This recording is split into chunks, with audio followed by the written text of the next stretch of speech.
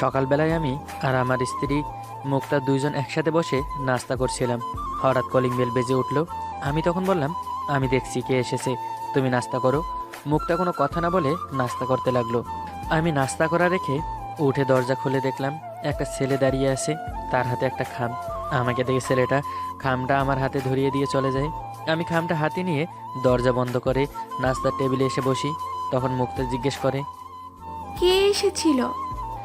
একটা লোক এসে এই খামটা দিয়ে গেল। এরপর খামটা খুলে দেখি ভিতরে একটা চিঠি। আমি চিঠিটা নিয়ে পড়ি। দেখি তাতে লেখা, মুক্তা, তোমার আর আমার সম্পর্কের ঘটনাটা তোমার স্বামীকে যদি বলে দেই তাহলে কেমন হবে?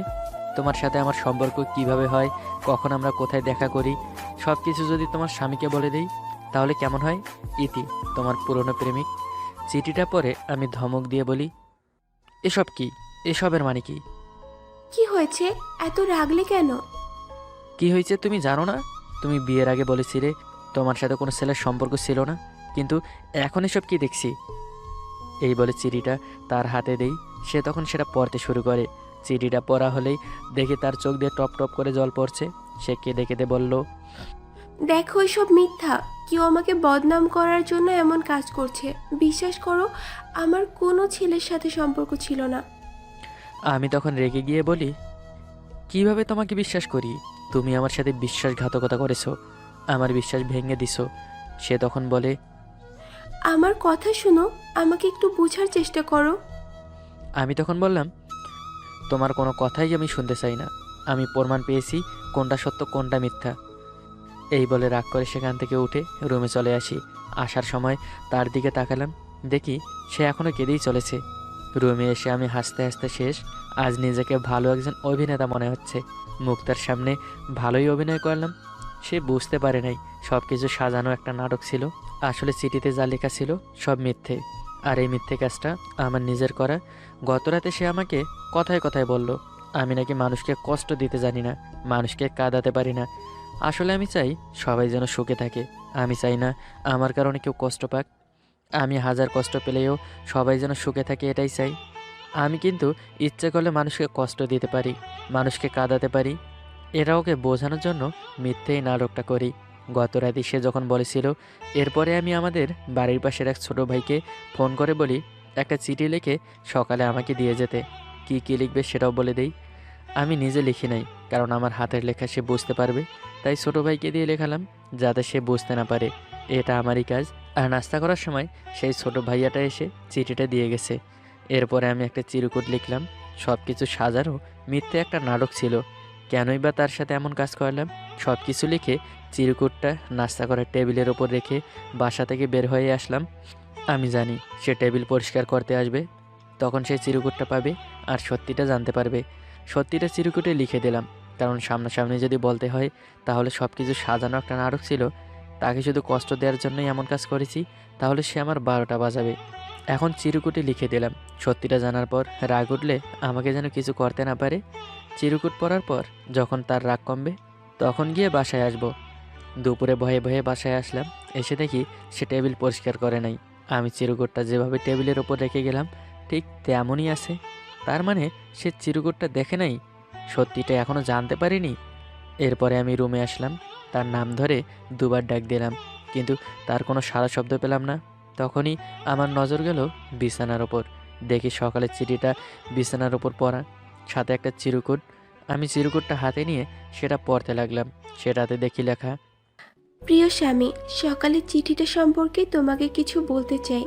5 বছর আগের ঘটনা। আমি যখন কলেজে পড়তাম তখন একটা ছেলের সাথে আমার সম্পর্ক ছিল। ওর সাথে আমার সম্পর্ক ছিল 2 মাস। এরপরে আমরা ব্রেকআপ করি। আমাদের সম্পর্কটা তেমন ঘনিষ্ঠ ছিল না। আর ব্রেকআপের কিছুদিন পর আমি সব কিছু ভুলে যাই। তাই তোমার সাথে যখন আমার বিয়ের কথাবার্তা হয়, যখন তুমি আমাকে জিজ্ঞেস করেছিলে কোনো ছেলের সাথে আমার সম্পর্ক আছে কি না, তখন আমি না বলি। তোমাকে না বলি শুধু এই কারণেই, আমি সব কিছু ভুলে গিয়েছিলাম। নতুন করে আবার সব কিছু মনে করতে চাইনি। কিন্তু এত বছর পর আবার আমার অতীত আমার সামনে এসে দাঁড়াবে তা আমি কখনো কল্পনাও করি নাই। হতে পারে আমার অতীত তোমার কাছে সাধারণ ব্যাপার, কিন্তু আমি এখন কিভাবে তোমাকে মুখ দেখাবো? তোমার চোখে কিভাবে চোখ রাখবো? প্রতিটা মুহূর্তে মনে হবে আমি তোমাকে ধোঁকা দিচ্ছি। এই অনুভূতি নিয়ে কিভাবে বেঁচে থাকবো? না, তা আমি কখনোই পারবো না। তাই চিরদিনের জন্য তোমাকে ছেড়ে চলে যাচ্ছি। আর কখনো আমার এই মুখ তোমাকে দেখাবো না। ভালো থেকো তুমি। আর পারলে আমাকে ক্ষমা করে দিও। ইতি, তোমার মুক্তা। চিরকুটটা পরে পাগলের মতো তাকে ডাকতে লাগলাম। একে একে সব রুমে, রান্নাঘরে, সব জায়গায় তাকে খুঁজতে লাগলাম, কিন্তু তাকে পেলাম না। তার মোবাইলে কল দিলাম, দেখি তার মোবাইল বন্ধ। এরপর একে একে করে তার মা, বাবা, বন্ধু বান্ধব, সকল আত্মীয় স্বজনকে কল করলাম। সে কোথাও নেই, কেউ তার সম্পর্কে কিছুই জানে না। আমার মধ্যে একটা ভয় কাজ করা শুরু করলো, তাকে হারানোর ভয়। এসব আমার কারণে হলো। ফাজলামি করতে গিয়ে বড় একটা ভুল করে ফেললাম। সব কিছুর জন্য আমি নিজেই দায়ী। আমার কারণেই আমি আমার স্ত্রীকে চিরদিনের জন্য হারাতে বসলাম। আমার হঠাৎ মনে পড়লো, সব জায়গায় তো দেখলাম, কিন্তু ছাদে তো দেখা হয়নি। তাড়াহুড়ো করে ছাদে গিয়ে দেখি ছাদের এক কোণায় সে দাঁড়িয়ে আছে। আমাকে দেখে সে হাসতে লাগলো, আর আমি ওকে দেখে কেঁদে ফেললাম। তার কাছে গিয়ে তাকে জড়িয়ে ধরলাম, বললাম, এসব কি? এসবের মানে কি? তুমি জানো আমি কতটা কষ্ট পেয়েছি?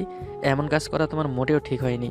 তখন সে বলে, আচ্ছা, আর তুমি যে আমার সাথে যেটা করেছো সেই কাজটা কি ঠিক ছিল? না, সেটাও ঠিক ছিল না, তার জন্য সরি। আচ্ছা, তুমি সত্যিটা জানলে কি করে? তখন সে আমার চোখে জলের ফোঁটাগুলো তার শাড়ির আঁচল দিয়ে মুছে আমাকে জড়িয়ে ধরে বলল, তুমি টেবিলের ওপর যে চিরকুটটা রেখে গিয়েছিলে সেটা পড়ে তখন যে আমার এত রাগ এসেছিল, তোমাকে হাতের কাছে পেলে খুন করে ফেলতাম। এরপর যখন রাগ কমলো তখন প্ল্যান করলাম, তুমি যেভাবে আমাকে কষ্ট দিয়েছো, আমাকে কাঁদিয়েছো, ঠিক আমিও তোমাকে কষ্ট দেব, তোমাকে কাঁদাবো। এরপর তোমার চিরকুটটা টেবিলের ওপর রেখে দিলাম, যেমন করে তুমি রেখে গেছো ঠিক তেমনি। তারপর আমি আর একটা মিথ্যা চিরকুট লিখলাম, সেটা বিছানার উপর রেখে ছাদে এসে লুকিয়ে থাকলাম। আমি জানতাম তুমি আমাকে দেখতে না পেয়ে আমাকে পাগলের মতো খুঁজবে। তার মানে আমি কষ্ট দিয়েছি, তার প্রতিশোধ নিলে? ঠিক তাই, তার প্রতিশোধ নিলাম। আচ্ছা, তুমি কি করে ভাবতে পারলে যে আমি তোমাকে ছেড়ে চলে যাব?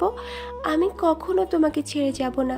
তুমি যদি আমাকে যেতে বলো, আমাকে দূর দূর করে তাড়িয়ে দাও, তারপরেও আমি যাব না। মরার পরেও তোমার পিছু ছাড়বো না আমি। পেতনি হয়ে তোমার পাশে থাকবো। তোমাকে ছাড়া এক মুহূর্তও থাকতে পারবো না, কারণ অনেক বেশি ভালোবাসি তোমায়। তখন আমি ওকে শক্ত করে জড়িয়ে ধরে বললাম, আমিও তোকে ছাড়া এক মুহূর্তও থাকতে পারবো না, কারণ আমিও তোকে অনেক বেশি ভালোবাসি।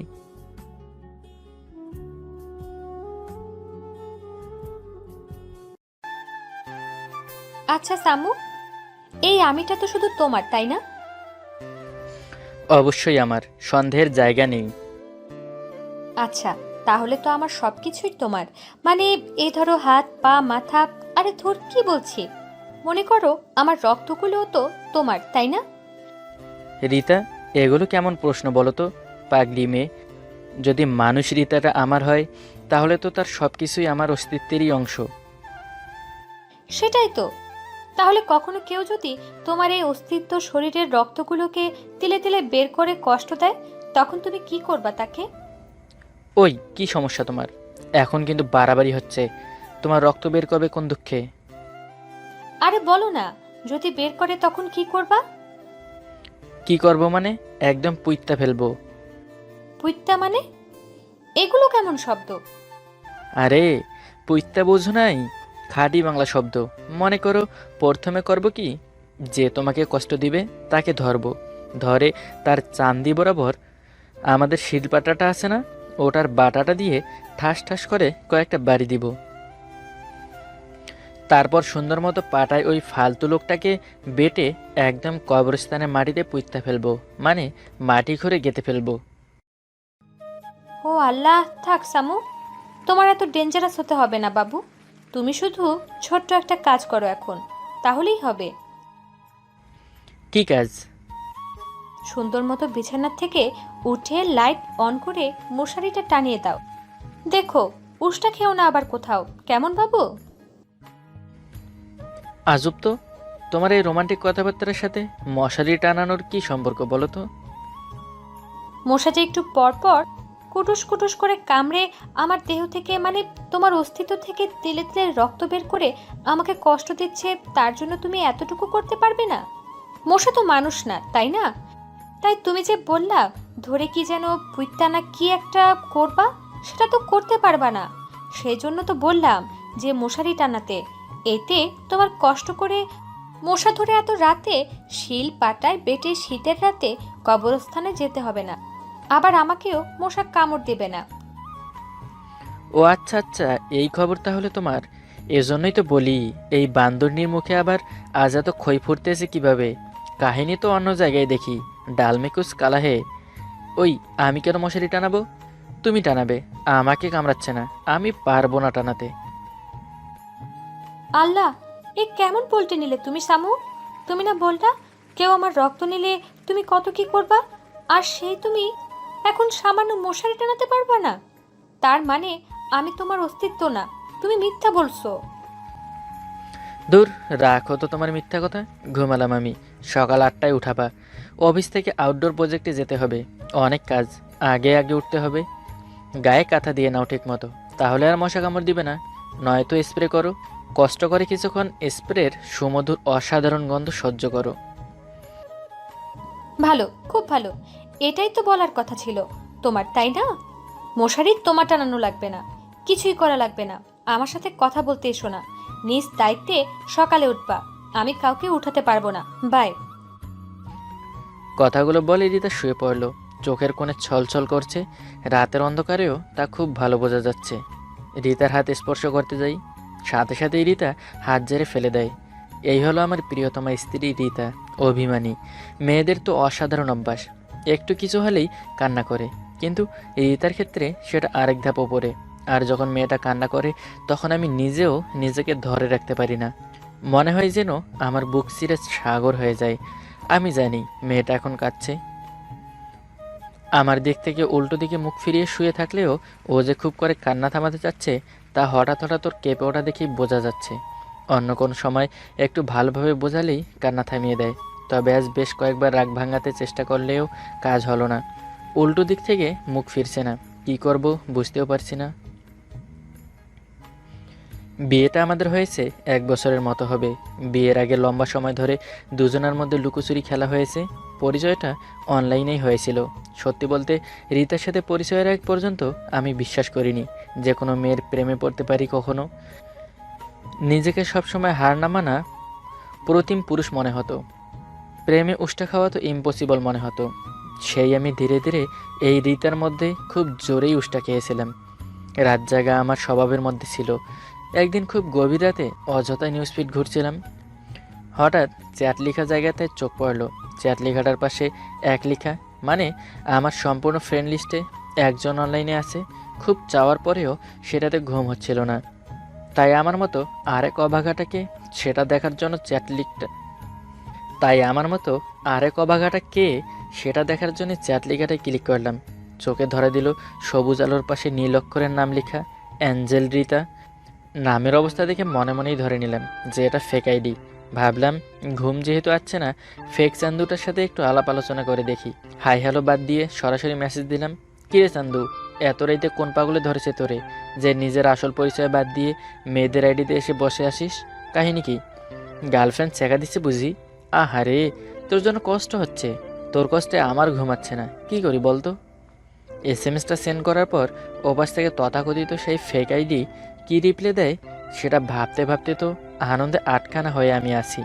বেশ কিছুক্ষণ ওয়েট করার পরেও সিন দেখাচ্ছিল না। একটু পর পর পেজ রিফ্রেশ দিচ্ছিলাম, মজার কোনো রিপ্লে পাওয়ার আকাঙ্ক্ষায়। প্রায় 15 মিনিট পর সিন দেখালেও কোনো রিপ্লে আসছিল না। মজাটাকে আরও আপগ্রেড লেভেলে নেওয়ার জন্য আবার এসএমএস দিলাম, কিরে ভাই, খুব ব্যস্ত নাকি? বুঝছি, মেয়ে সেজে আরও অনেক ছেলেদের সাথে কথা বলছিস, আস্তে আস্তে প্রেম করবি, তারপর ছেঁকা দিবি, গার্লফ্রেন্ডের থেকে ছেঁকা খাওয়ার প্রতিশোধ নিবি। বুঝি বুঝি, সব বুঝি। ক্যারি পাঠক আমার ছাত্র ছিল বুঝলি, আর সিআইডির এসপি কি যেন এক বুড়া আছে না, ওইটা তো আমার ছোটো ভাই। আর 3 গোয়েন্দা লেখক কাজীদের সাথে তো কত গল্প করছি, এত এত বই সে আমার আইডিয়া থেকেই লিখছে, আমি সব ধরতে জানি। এই মেসেজটা দিয়ে মনে মনে বিশাল যুদ্ধজয়ী সৈনিকের মতো হাসতে হাসতে ফেসবুক থেকে লগ আউট হয়ে গিয়েছিলাম। বিষয়টাকে সম্পূর্ণ ভুলে গিয়েই ঘুমাতে চলে গেলাম। পরদিন সকালে যখন ঘুম ভেঙে ফেসবুকে ইনবক্সে গেলাম, তখন রিতা আইডি থেকে একটা রিপ্লাই আসলো। কষ্ট করে আসলে আসতে পারবেন? এটা আমার নাম্বার 019, আসলে কল দিয়েন। আমি ভাবলাম মেবি ফেক আইডি ছেলেটা আমাকে থ্রেট দিচ্ছে। এইভাবে রিপ্লাই দিলাম, ওকে সমস্যা নেই, চলে আসিস ভাই, চাকা থেকে বাঁচার জন্য উপদেশ লাগবে তাই তো? আচ্ছা ঠিক আছে, আমি ভালো ডেমো দিতে পারি, ফেসবুক ফ্রেন্ড হিসাবে 50% ডিসকাউন্টে উপদেশ দিয়ে দিব। বিষয়টাকে ফান হিসেবে নিলেও পরবর্তীতে সিদ্ধান্ত নিলাম যে হ্যাঁ আমি যাব। আসলে অনেকদিন ঘোরা হয় না, ঘুরে আসব। আর এই বেটাকেও কল করে আসতে বলে ওদের দেখলে দৌড় দিব। বেচারা খুঁজতে থাকবে, রাগে ফোঁস করে, ভালোই মজা হবে। সেই মতো আশুলিয়া গেলাম, ঘুরলাম একা একা কিছুক্ষণ। চারপাশে আনলিমিটেড কাপল দেখে নিজে নিজে হাসলাম উপহাসের মতো। চলে আসার কিছুক্ষণ আগে নাম্বারটা মেসেজ দিলাম, 30 মিনিট পর রিপ্লাই এলো যে সে চলে এসেছে। আমি ভেবেই নিলাম মনে হয় 10-12 জন লাঠি ফাটি নিয়ে আসছে মারার জন্য, তাই তাদের এক নজর দেখার জন্য সেখানটায় গেলাম। অবাক হলাম, যেখানটার নাম বললো সেখানে কোনো ছেলেদের দল দেখতে পেলাম না। অনেকক্ষণ পর নজরে পড়লো একটা মেয়েকে, পিঙ্ক কালারের একটা ড্রেস, চুলগুলো আশুলিয়ার মুক্ত বাতাসে নিজ আনন্দে উড়ছিল। হাতটা ছেলের যেমন কিছুটা উঠিয়ে রাখে, হাতের অর্ধেক পর্যন্ত তেমন উঠানো। একটু পর চারপাশ তাকাচ্ছিল। আমি জানি না কেন মনে হলো এই সেই ফেক আইডি। আসলে যে তা ফেক আইডি ছিল না সেটা মনে হচ্ছিল। কাছে গিয়ে নাম্বারটায় কল দিতেই মেয়েটা রিসিভ করলো, মুখ ঘুরিয়ে আমাকে দেখতে পেয়েই বলল, ও আপনি সেই লোক তাই না? মেয়েদের আইডি দেখলে মাথা ঠিক থাকে না, কোনো একভাবে জ্বালাতেই হবে, মিথ্যা সত্যি যা মনে চায় বলে দিতে হবে তাই না? এবার দেখুন আমি সেই রিতা। কি ফেক লাগছে? আমি ফেক? আমার মাথা কেমন যেন চক্কর দিচ্ছিল। মেয়েটা বকবক করে কি কি যেন বলে যাচ্ছিল। হঠাৎ দেখলাম মেয়েটা চলেও গেল। তবে যাওয়ার আগে মেয়েটার চোখে পানি দেখতে পেলাম। মেয়েটা চলে যাওয়ার পর কতক্ষণ যে একই জায়গায় দাঁড়িয়েছিলাম বুঝতেই পারিনি। তবে সময়টা যে খুব লম্বা ছিল বুঝছিলাম। লজ্জা, রাগ, অনুশোচনা বোধ। বাসায় এসে রিতা আইডিটা সরি বলতে গিয়ে দেখি আমি ব্লকড। লগ আউট হয়ে বের হয়ে যাওয়ার পর লাইফে ফার্স্ট নিজ ইচ্ছায় 7 দিন ফেসবুক থেকে দূরে থাকলাম। 7 দিন পর যখন ফেসবুকে গেলাম তখন অ্যাঞ্জেল রিতা আইডিটা থেকে নতুন SMS পেলাম। সরি, আপনাকে মনে হয় বেশি বলে ফেলেছিলাম, আমার আসলে মন খারাপ ছিল। তার উপর যখন আপনার ওরকম SMS পেলাম তখন রাগটাকে ধরে রাখতে পারিনি, সরি। সকল রাগ ক্ষোভ মুহূর্তেই চলে গিয়েছিল। তখন ফর্মালভাবেই রিপ্লাই দিয়েছিলাম, ইটস ওকে, সরি টু, ভুলটা আমার ছিল। ও বাস থেকে বলল, হ্যাঁ ভুলটা আপনার ছিল, আবার ছিলও না। এঞ্জেল নামের আইডিকে ফেক বলতেই পারেন, তবে হ্যাঁ আমি কিন্তু ফেক না। সত্য প্রুফ করার জন্য আরেকবার দেখাও করতে পারবো না। সম্পর্কের শুরুটা এমনই ছিল, খুব অদ্ভুতভাবে ঘটে গিয়েছিল সব। এক সময়ের অযথা রাত জাগার অভ্যাসটা তখন রিতাকে ঘিরে অতি প্রয়োজনীয় রাত জাগা হয়ে উঠল। কত শত কথা হতো। ফেসবুকটা তখন আমাদের দুজনের সেকেন্ড হোম ছিল। একদিন রিতা বলে উঠল, আচ্ছা সামু, এত রাত জাগো কেন? বিরক্ত লাগে না? সেদিন হাহা রিপ্লাই দিলেও মন ঠিক জানান দিচ্ছিল রিতার জন্য এমন রাত জাগা মৃত্যুর আগে পর্যন্ত চলতে থাকলেও ক্লান্ত বোধ করবো না। সাধারণ বন্ধুত্বটাই যখন গভীর হচ্ছিল ভাবছিলাম হয়তো স্বর্ণ ছাড়া এই রাজাটা তার রাজ্যে রানী খুঁজে পেয়েছে। ঠিক তখন একদিন রিতার মেসেজ, এই সামু শোনো, তোমার জন্য সুখবর, অতি দ্রুত তুমি বিয়ের দাওয়াত খেতে পারবা। এখন থেকে পেটটা খালি করে রাখো আর ইউটিউবে টিউটোরিয়াল দেখে নাচ প্র্যাকটিস করো। আমার বিয়েতে কিন্তু তোমায় অনেক নাচতে হবে। আর হ্যাঁ, আমার বিয়েতে তুমি আমায় অনেকগুলো ফুল দিবে, কেমন? একটা মিক্সড ফুলের তোড়া দিবে, কেমন? প্রথম দিন রিতার বকাঝকা জন্য যেমন করে মাথা ঘোরাচ্ছিল ঠিক তেমন মাথা চক্কর দিয়ে উঠল। বেশ কিছুক্ষণ পর রিতার প্রথম রিপ্লাইয়ের মতো করে রিপ্লাই দিলাম, একটু আশুলিয়ে আসতে পারবেন? এটা আমার নাম্বার, এসে কল দিবেন। রিতা অবাক হয়ে রিপ্লাই দিল, আজব তো, এমন ভাবে বলছো কেন? আচ্ছা আসবো। আমি তখনও জানি না যে কেন আমি রিতাকে ডাকলাম। শুধুই এটাই মনে হচ্ছিল, হয়তো এখনও কোনো কিছু করার বা বলার আছে। হয়তো এই মুহূর্তটা কিছু করতে না পারলে পুরো ভবিষ্যৎটাতে আফসোস করতে হবে। দূর থেকে দেখা যাচ্ছিল রিতা খুব সুন্দর ব্লু কালার শাড়ি পরে এসেছিল। মেয়েটাকে শাড়ি পরলে অদ্ভুত সুন্দর লাগে তো। রিতাকে দেখতে দেখতে কি বলবো তাই যেন ভুলে যাচ্ছিলাম। সম্মতি ফিরে পেলাম যখন রিতা এসে আমার মুখের সামনে হাত নাড়িয়ে বলল, এই কি হয়েছে তোমার? মুখ এমন হা করে তাকিয়ে আছো কেন? শহরের সব মশারা তো তোমার মুখে বাসা বেঁধে ফেলবে তো। লজ্জা পেয়ে মুখ বুজে নিয়ে চোখ বন্ধ করে কিছুক্ষণ চুপ হয়ে থাকলাম। চোখ খুলতেই বলা শুরু করলাম, রিতা রিতা আমি জানি হয়তো বাসা থেকে তোমাদের পছন্দ করা ছেলের চাইতে আমি খুব খারাপ। হয়তো আমি তোমার মনের মতো কেউ না, কিন্তু কিন্তু সত্যি করে বলছি, আমার এই মনের মধ্যে জায়গাটা সারাক্ষণ আমাকে শুধু তোমার মধ্যে বিলীন হতে বলতে থাকে। রিতা আমি জানি হয়তো আজকের পর থেকে তুমি আমার জীবন থেকেও চলে যাবে, কিন্তু শুনে রেখো, যদি তুমি আমার হয়ে থাকো তবে যেমন করে ভালোবাসবো তুমি চলে গেলেও তাই বাসবো। রিতা হয়তো অন্য সবার মতো তোমাকে আমি প্রতি মুহূর্তে ভালোবাসি ভালোবাসি বলবো না, তবে জেনে রেখো প্রতিটি মুহূর্তে আমি এমন কিছু করব যে তোমার মন বুঝে নেবে। আমার মনের মধ্যে জায়গাটা কতবার তোমায় ভালোবাসার কথা মাথা নত করে। রিতা বিশ্বাস করো, আমি তোমাকে হাজারটা স্বপ্ন দেখাবো না, কিন্তু যে কয়টি স্বপ্ন তুমি নিজে দেখবে সেগুলো পূরণের জন্য আমি আমার শেষ রক্তবিন্দুটাও বাজি রাখবো। রিতা আমি জানি না কবে থেকে তোমাকে আমি ভালোবেসেছি আর কিভাবে ভালোবেসেছি। হতে পারে সেই প্রথম দিন থেকে, আবার হতে পারে আজকের এই দিন থেকেই তোমাকে ভালোবাসছি। কিন্তু শোনো, আমি এই মুহূর্তটাই তোমায় ভালোবাসি, আর আমার কাছে তোমার জন্য হওয়া প্রতিটি মুহূর্তই বর্তমান হয়ে থাকে। এর মধ্যে কোনো অতীত বা ভবিষ্যৎ নেই। নিঃশ্বাস থাকা পর্যন্ত মুহূর্তগুলো বর্তমান হয়েই থাকবে। রিতা আমি জানি না ভালোবাসার পরিচয় ঠিক কিভাবে লিখতে হয়। আমি শুধু জানি এটা এমন কিছু যেটার মধ্যে একবার ঢুকে গেলে সেটার মধ্য থেকে বাকি জীবনটা শেষ করতে হয়। এটা শুধু হয়ে যায়, সময় অবস্থা পরিবেশ কিছুকেই এটা পাত্তা দেয় না। রিতা আমিও শুধু তোমায় ভালোবেসে যেতে চাই, আর আমি তোমার ভালোবাসার মধ্যে ডুবে গিয়েছি। এই মুহূর্তটায় আজীবন এখানে থাকতে হবে এই আমায়। তবে আমি চাই না এই ভালোবাসার ঘর অন্ধকার হয়ে থাকুক। আমি একটু আলো চাই, আর আমার ভালোবাসার ঘরের অন্ধকার শুধু তোমার ভালোবাসাতেই মুক্তি পায়, হয়ে ওঠে আলোক পূর্ণিমায়। তবে কি ভালোবাসবে এই আমায়? রিতা তখন চুপ করে আমার দিকে কিছু মুহূর্ত তাকিয়ে থেকে চলে যায়। সেই প্রথম দিনের মতো আমিও ওর চলে যাওয়ার দিকে তাকিয়ে থেকে দাঁড়িয়ে রই। বাসায় যেতে যেতে মনের অবস্থা কেমন হচ্ছিল বলে বোঝানোর মতো না। ঠিক যেন ডকবক করে ফুটতে থাকে গরম পানির মতো, যেই পানির ফুটতে থাকা আওয়াজটা খুব সুন্দর হলেও ছুঁয়ে দেওয়াটা অসম্ভব। বাসায় যেয়ে ফেসবুকে বসে সবার আগে ইনবক্সে ক্লিক করে রিতা রিপ্লাই দেখে সেটা পড়তে থাকলাম। এমন ভয় পেতে হবে না পাগল। আমি তোমার রিয়াকশন দেখার জন্য বিয়ে ঠিকের কথা বলেছিলাম।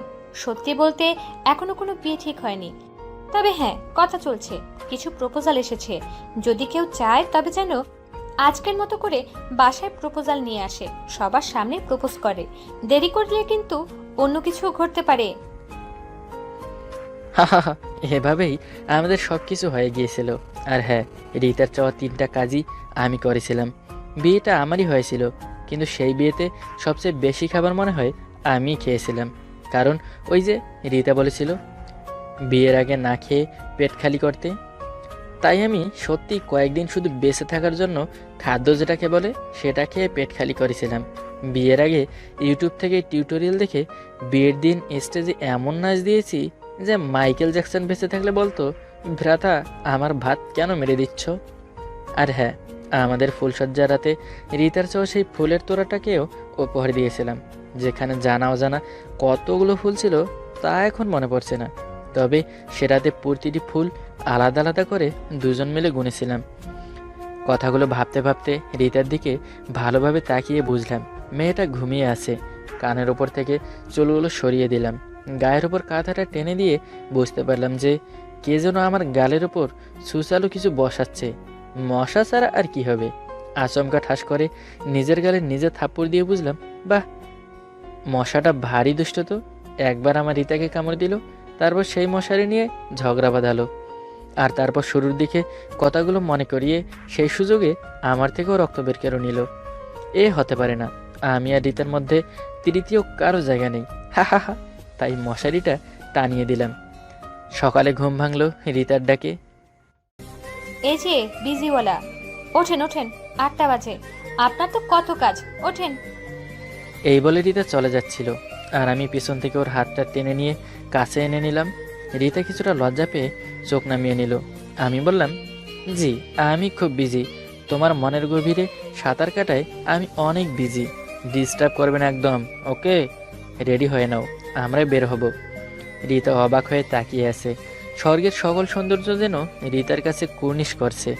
মেয়েদের সৌন্দর্য সবচেয়ে বেশি প্রকাশ পায় 3 সময়ে: যখন সে ঘুমায়, যখন সে খুব মনোযোগ দিয়ে কিছু দেখে অথবা করে, আর যখন সে খুশিতে খুব অবাক হয়ে থাকে। রিতা আর আমি এখন ঠিক সেই জায়গাটায় এসেছি যেখানটায় আমাদের সূত্রপাত। অনেকদিন পর এলাম আশুলিয়ার এই জায়গাটায়। শীতের ঠান্ডা বাতাস ঘিরে আছে চারিপাশে। এই শীতের মধ্যেও রিতা দুহাত দুদিকে সরিয়ে বিভিন্ন কথা বলছে, মনের আনন্দ প্রকাশ করছে, আর আমি শুধু দেখছি রিতাকে, রিতার খুশিগুলোকে। এই, তুমি এমন ভাবে কি দেখো তাকিয়ে? স্বর্গ দেখি। আল্লাহ, তুমি মনে হয় পাগল হয়ে গেছো, পৃথিবীতে বসে স্বর্গ দেখো? রিতাকে আর কিছু বলার সুযোগ দিলাম না। কাছে টেনে নিয়ে কোমরে আলতো স্পর্শ ধরে শুকনো ঠোঁট দুটোর দিকে তাকিয়ে বললাম, শীতের দিন বাইরে বের হওয়ার আগে লিপ জেল দিতে হয়, দাওনি যে? ঠোঁট শুকিয়ে আছে তো? জানি, শীত অনেক বেশি পড়ছে তো, লিপ জেলে কাজ হয় না। আচ্ছা, তাহলে কি দিয়ে কাজ হবে শুনি? রিতা হাসছে চোখ বন্ধ করে। ওর মুচকি দুষ্ট হাসিতে তাকিয়ে থেকে ছোট্ট একটা চিরকুট ওর হাতে গুজে দিয়ে আলতো ছোঁয়াতে মিষ্টি স্পর্শ এঁকে দিলাম 2 ঠোঁটে। এই ফাজিল, যদি কেউ দেখে ফেলতো? এবার আমি মুচকি হেসে উঠলাম। রিতা চিরকুটটা খুলে তাকালো। চিরকুটের লেখাটা পরে ও শক্ত করে আমার কাঁধ ধরে জুতো খুলে পায়ের ওপর পা দিয়ে আমার দিকে তাকালো। শীতের ঠান্ডা বাতাসের মধ্যেও আমার নাকের উগ্রভাগে উষ্ণ ছোঁয়া পাচ্ছি। ঠোঁট দুটো হয়তো আরেকবার ভিজে যাবে। চিরকুটটায় লেখা ছিল খুব অল্প কিছু শব্দ, কিন্তু এর মর্ম অনেক গভীর। ভালোবাসি তোমায়, খুব ভালোবাসি।